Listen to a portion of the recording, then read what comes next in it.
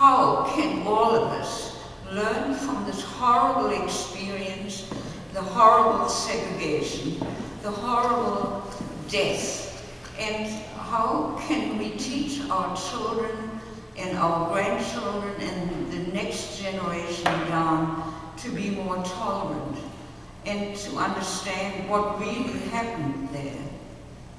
My memories of that night, of that day actually, were the following.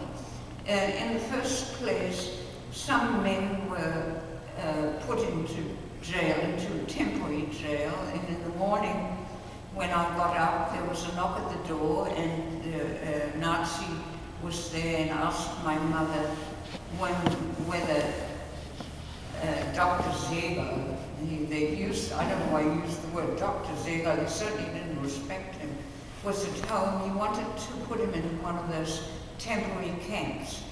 And my father had had warning before and had slept in the woods of a place called Grunewald that night because he didn't want to go home. So my mother said, oh, he's on a business trip. I don't know exactly when he's coming home.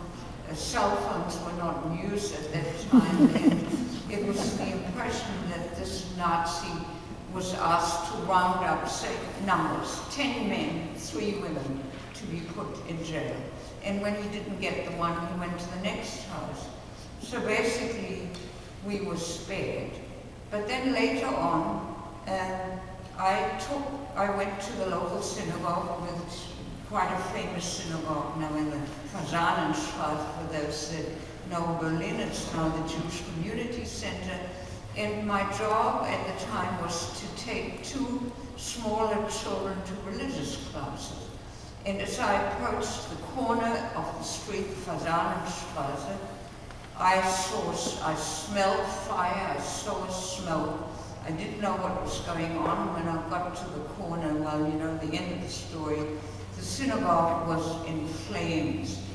And I stood there with these 2 children about 3 or 4 years younger than I, and they were only in kindergarten. They didn't understand. They were crying. I couldn't believe my eyes. I couldn't get any information.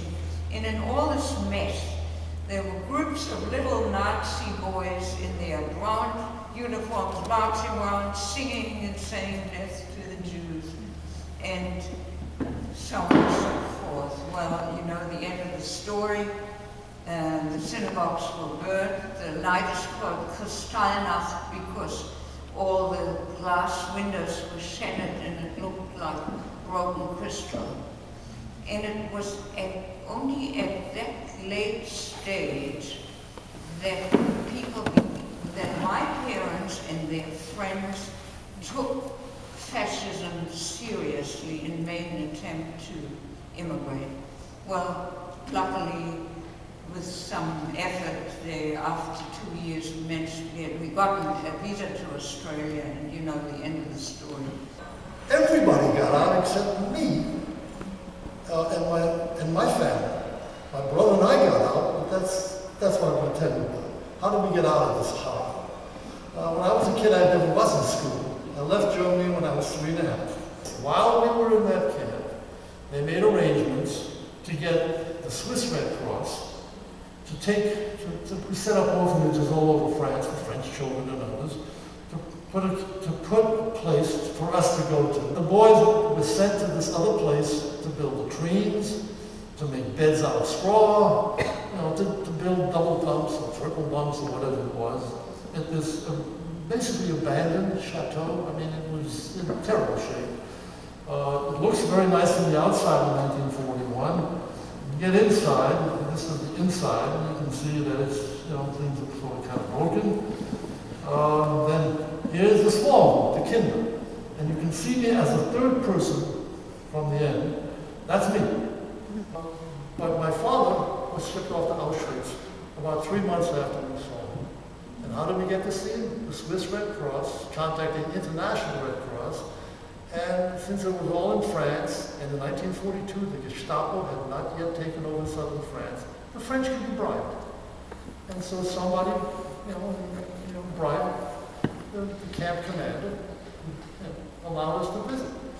So these pictures you know, right over time. So I did see my father when I was 7. So I remember him. And as they are about to board the train to go to Drancy, which is the debarkation point for Auschwitz, the Swiss woman, the wife of the guy who was running out there, he's away in Switzerland trying to get his visas to get out of France. And she decides to go in and just demand the children back. She bluffs away. She either bluffs away, she bribes away, I don't know. But somehow or other, I see all these older kids coming back, Ilse and Hans and all these other people. And they come back and then we have to start hiding.